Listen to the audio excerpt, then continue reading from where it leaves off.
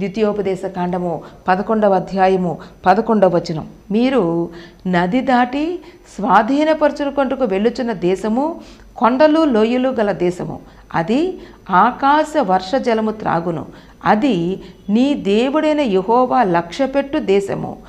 నీ దేవుడైన యెహోవా కన్నులు సంవత్సరాది మొదలుకొని సంవత్సరాంతము వరకు ఎల్లప్పుడూ దాని మీద నుండును. దేవునికి స్తోత్రం, హల్లెలూయా.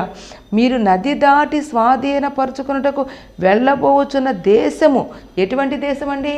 నీవు స్వాధీనపరచుకున్నటకు వెళ్ళుచున్న దేశం ఎటువంటి దేశం అంటే, కొండలు ఉన్నాయంట, అదే సమయంలో లోయలు కూడా ఉన్నాయంట.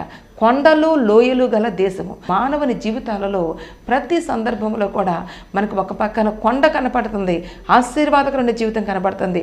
అదే సమయంలో మరి లోయలో మనం వెళ్ళవలసిన వారముగా ఉన్నాం.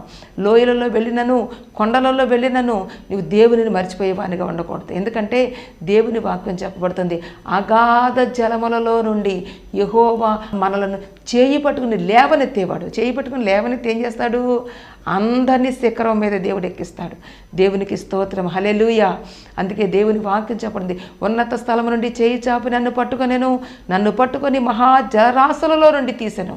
మహాజలరాశులలో నీవు ఉన్నప్పుడు, అగాధములో నీవు ఉన్నప్పుడు దేవుడు చూసి చూడనట్టుగా విడిచిపెట్టేవాడు కాడు.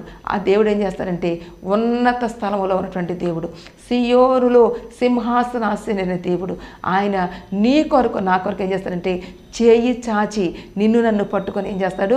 లేవనెత్తుతాడు. లేవనెత్తి ఉన్నతమైనటువంటి శిఖరం మీద నిన్ను నన్ను ఎక్కించడానికి మన దేవుడు సమర్థుడై ఉన్నాడు.